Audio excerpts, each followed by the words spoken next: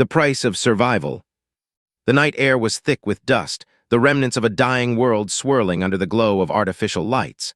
Lyra moved swiftly, her bare feet silent against the cracked earth. She had been watching the settlement for days, waiting for the right moment. Hunger gnawed at her insides, but it was thirst that drove her forward. Water, the most precious thing in this forsaken land. The humans guarded it fiercely, locking it behind steel doors and armed patrols. But she had no choice. Her people were gone, scattered, or dead, and the wastelands held nothing but death. She slipped through the perimeter fence, pressing herself against the shadows of a rusted supply building. The scent of moisture filled her lungs, a cruel reminder of what was so close, yet so out of reach. Her violet eyes darted to a small storage unit near the main tower. There, behind that flimsy door, she knew they kept the reserves. She hesitated only a second before moving, her fingers deftly working the lock. Click. She barely had time to breathe before the door creaked open, revealing rows of metal canisters. Her hands trembled as she reached for one, the cool metal sending a jolt through her parched body. She twisted the cap, brought it to her lips. "Stop right there." The voice was sharp, cutting through the silence like a blade. Lyra's breath hitched as she spun around, the water slipping from her grasp. A tall figure stood at the entrance, a rifle aimed directly at her. His face was partially hidden by a worn-out scarf, but his eyes, hazel and steady, locked onto hers with an intensity she couldn't escape. "Step away from the canister." She hesitated. She could run. She was fast, faster than most humans, but her legs felt weak, her body drained. He took a step closer, his grip firm but not aggressive. "I don't want to hurt you," he said, voice quieter now, "but stealing water, that's a crime here." She clenched her fists. "So what? You'd let me die instead." He didn't answer immediately. That was the first thing that unsettled her. Most humans wouldn't think twice. Before she could move, more voices erupted outside. "Who's in there?" "Got a thief." Panic surged through her veins. More of them were coming. She had to get out. But before she could bolt, strong hands grabbed her wrist, pulling her roughly forward. "Please," she gasped, expecting the worst. But instead of dragging her into the open, the man shoved her against the wall, pressing a finger to his lips. "Stay quiet." She blinked, confusion warring with instinct. The door burst open. 2 more guards entered, weapons raised. "Oren, you good?" one of them asked, scanning the room. Oren, that was his name. "Yeah," he replied smoothly, keeping his body positioned in a way that concealed her. "False alarm, just a busted pipe. I'll handle it." The guards frowned but didn't question him. "Fine, just be quick about it." They left and silence settled once more. Lyra's heart pounded as Oren turned back to her, his expression unreadable. "Why?" she whispered. He exhaled, stepping back. "Because I don't think letting people die makes us any better than the wasteland." She studied him, searching for deception. Humans had taken everything from her. She had no reason to believe this one was different. But he hadn't turned her in. He motioned toward the door. "I have to take you in, but I'll try to make sure they don't kill you for this." Her stomach twisted. Prison, punishment, torture, she had seen it happen before. But she was too weak to fight, too weak to run. So for the first time in her life, Lyra surrendered. Shackles of the past. The cell was cold. Lyra sat on the rough stone floor, her wrists bound in rusted metal cuffs. The chains rattled when she moved, a sharp reminder of her fate. She had been in human settlements before, always as an outsider, always hunted, but never like this. The cell door was thick iron, reinforced with tech she didn't understand. No cracks to slip through, no weak points to exploit. Escape, for now, was impossible. Outside, voices murmured beyond the walls. She recognized one of them. "Oren's." She closed her eyes, listening. "She's just a thief. She didn't hurt anyone." "That doesn't matter," another voice snapped, deeper, authoritative. "She stole water, Oren. She could have taken more, brought others. You should have shot her on sight." There was a pause. "She was dying," Oren said finally. "And she should have," the man growled. "Alien scum. They ruined everything. We're barely surviving as it is, and you want to waste resources on one of them." Lyra clenched her fists, anger burning through the weakness in her limbs. Humans always blamed her kind for the wasteland, for the wars that destroyed the planet's balance. But it wasn't that simple. It was never that simple. "I'll talk to her," Oren said, voice tense. "Waste of time." The door to the holding cells groaned open, heavy boots echoing against the walls. Lyra didn't look up as Oren approached, but she felt his presence, cautious, hesitant. "They want you executed." She let out a bitter laugh. "Of course they do." He crouched beside her, and for the first time she really saw him. Hazel eyes, lined with exhaustion. Scars trailing down his forearm, evidence of a past battle. But he didn't have the same hatred in his expression as the others. "I convinced them to hold off, for now." Lyra scoffed. "Why, you should have just let them shoot me." Oren studied her for a moment before shaking his head. "I don't like killing people who are just trying to survive." "You think you're different from them?" she snapped, jerking at her restraints. "You're still keeping me locked up like some animal." He didn't flinch at her anger. Instead, he sighed and sat down against the opposite wall. "What's your name?" She hesitated, then muttered, "Lyra." "Lyra," he repeated as if testing it. "You have people waiting for you out there." Her throat tightened. No. She had no one left. But she wouldn't tell him that. She turned her head away, biting back the sting of memories. Oren exhaled, rubbing his forehead. "Look, I don't know what they'll decide, but if you want a chance at surviving this, you need to give me something to work with." She scoffed. "Like what? A reason why I shouldn't die for stealing one canister of water." "Yes," he said simply. She laughed dry and hollow. "Good luck finding one." The next morning, they dragged her into the council chamber. A semicircle of humans sat before her, their expressions ranging from disgust to indifference. Lyra, a man with silver-streaked hair, said, looking down at her, "You have committed a crime against this settlement. Theft of resources is punishable by death." She clenched her jaw. She wouldn't beg. She wouldn't give them the satisfaction.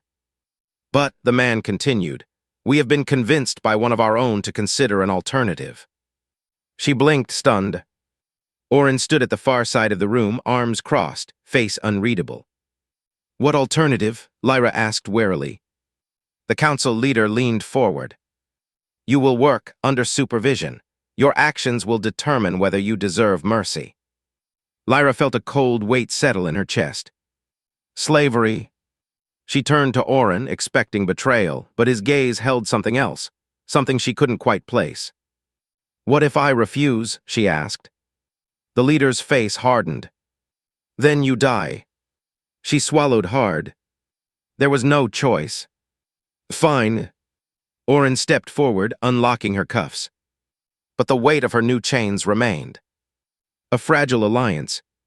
Lyra's new life began in the dimly lit quarters of a human workshop. The room was cold, filled with strange mechanical parts, tools, and half-finished projects. The air smelled of oil, metal, and something faintly metallic like the blood of machines. She had expected her punishment to involve menial labor, but this was different.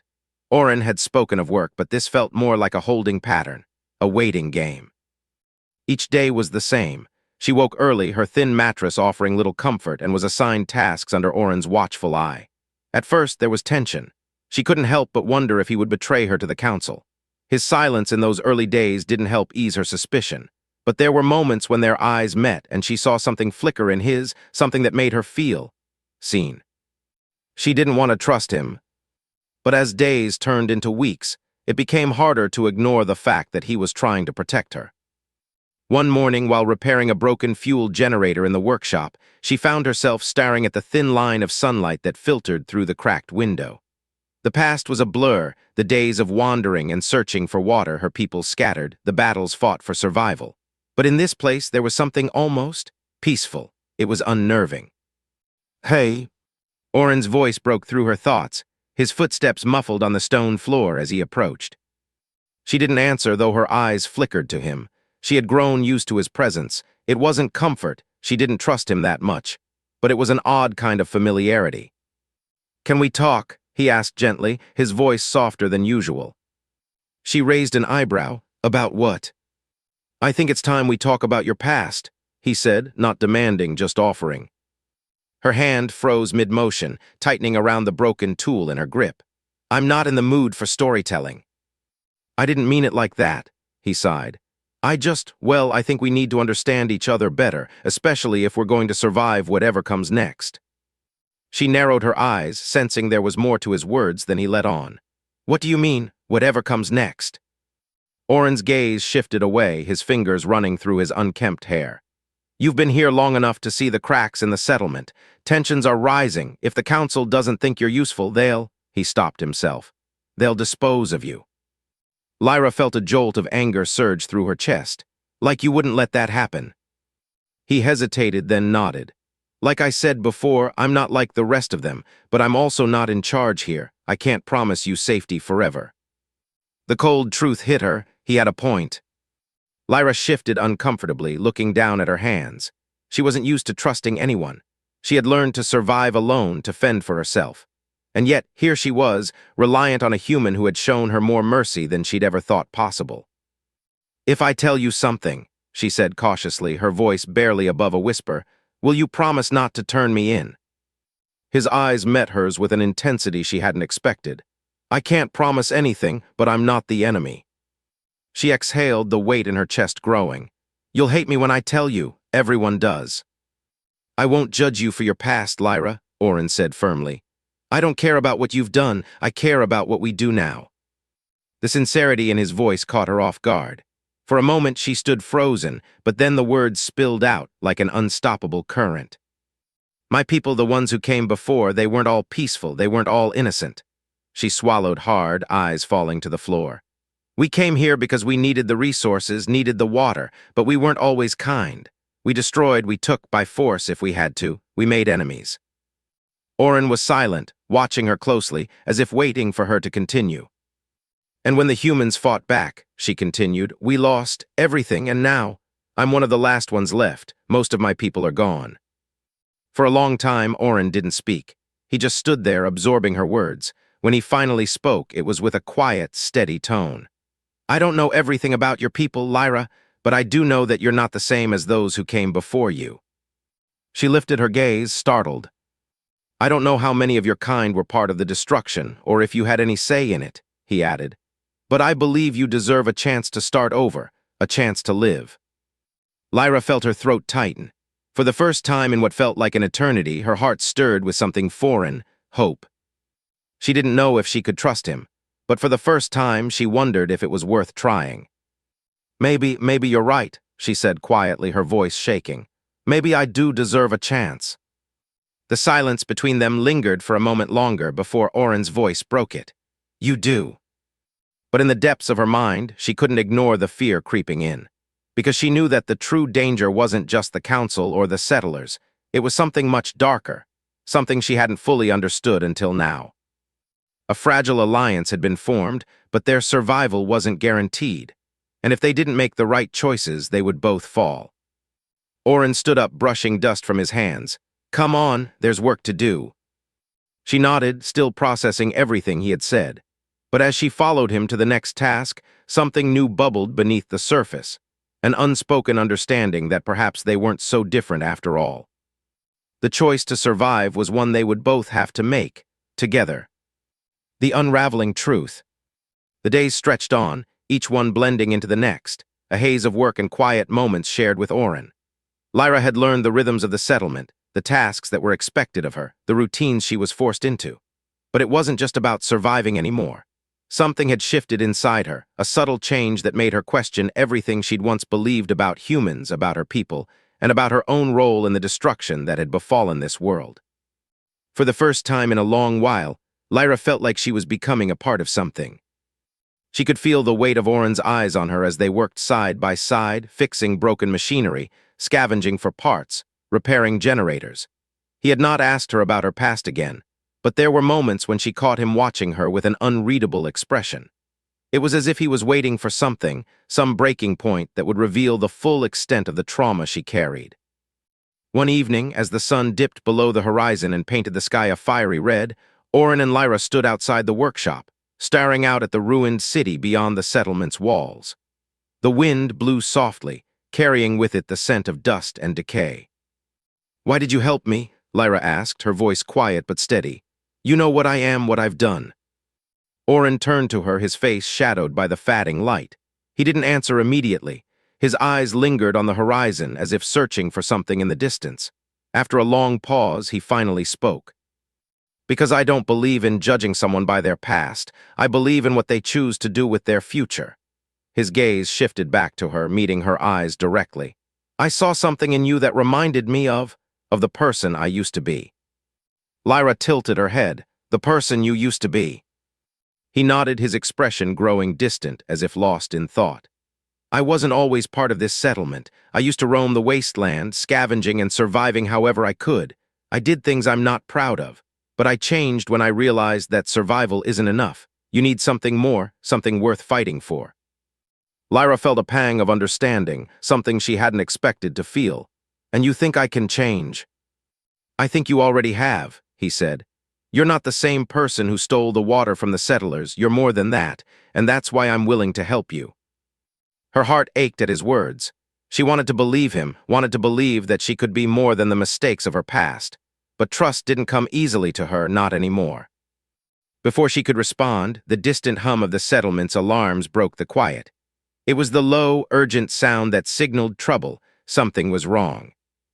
Oren's face tightened, his hand reaching for the rifle slung over his shoulder. Stay here, he ordered, his tone sharp. I'll check it out. Lyra watched him go, her instincts screaming at her to follow. But she didn't move. Instead, she stayed where she was, her eyes scanning the horizon. Something was coming, she could feel it. The council chambers were in chaos by the time Oren returned. His face was grim, a deep frown etched on his features as he entered the room. Lyra had been summoned once again, her chains clicking as she was led to the center of the chamber, where the leaders of the settlement stood in heated discussion. There's been a breach, one of the council members announced, his voice tight with anger. A group of raiders has breached the outer defenses. We don't know how they got through, but they're heading straight for us. Lyra's heart skipped a beat. Raiders?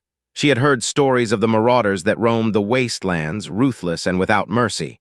But to think they had come this close to the settlement, it was terrifying. Do we know how many? Oren asked, his eyes sharp. Too many for us to handle with our current defenses, another council member said, his face pale. We need to make a decision. Do we fight or do we retreat? Oren's jaw clenched. We can't retreat, we have to fight. He turned to Lyra, his gaze hardening. I need you to help us. Lyra blinked, stunned. Help, I don't care who you are, Oren interrupted, his voice cutting through the air. You've survived out there, you know how to move, how to fight, and I need someone who can get in and out without being seen. I trust you. Lyra stared at him, her mind racing. She didn't know what to feel. She wasn't a fighter, she had never been one. But she knew what it was like to fight for survival, to scrape by with nothing but instinct and desperation. Oren's eyes softened slightly. You don't have to do this alone, Lyra. We're all in this together. His words lingered in the air, a silent offer, a choice. She could turn her back on the people who had saved her, or she could step up and prove that she wasn't just a prisoner, a slave to her past. The decision weighed heavily on her. She had never been part of a community, never trusted anyone enough to rely on them. But as she looked at Oren, something inside her stirred. He had given her a chance when no one else would. Maybe it was time for her to do the same. I'll help, she said, her voice low but resolute. Oren nodded, thank you. Lyra joined the group of settlers who had volunteered to defend the walls. The preparations were frantic, but there was a sense of unity that hadn't been there before. It was strange, this feeling of solidarity, of working together for something bigger than survival. The raiders would be at their gates soon. They didn't have much time. As Lyra stood among the settlers, readying herself for whatever was coming, she realized something. She wasn't just fighting for her life anymore. She was fighting for something else, a future perhaps. A future she had once thought impossible. The gates trembled as the first of the raiders arrived, and Lyra gripped the weapon in her hand, her heart pounding. This time she wasn't running. She wasn't hiding. She was going to face the world head-on, and no matter what came next, she would fight for her place in it. Because for the first time, she had something worth fighting for. The cost of survival. The night was silent, but for the distant sound of boots hitting the dirt, the soft clang of weapons being readied, and the occasional whisper among the settlers. Lyra stood at the edge of the makeshift barricades, her fingers tight around the crude weapon she had been handed, a heavy club crafted from a piece of rebar. It wasn't much, but it would do. She had no illusions about the kind of fight they were facing. These raiders weren't just bandits looking to steal. They were mercenaries, organized and deadly. The settlement's walls were strong, but they wouldn't stand forever. She could hear the wind whistling through the cracks in the stone, the tense murmurs of the settlers around her as they prepared for what might be their last stand. She had made the decision to fight, but now, standing here, she wondered if it had been the right one.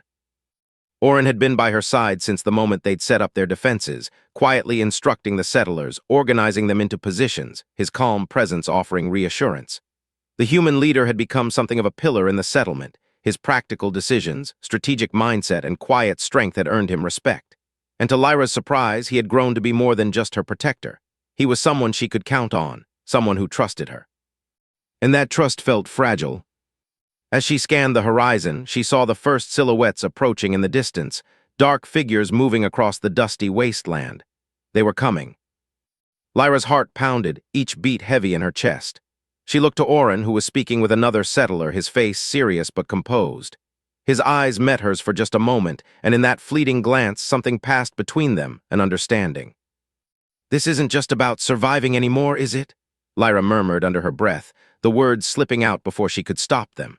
She hadn't meant to say them aloud, but once spoken, they hung in the air like a weight. Orin glanced back at her, his expression softening.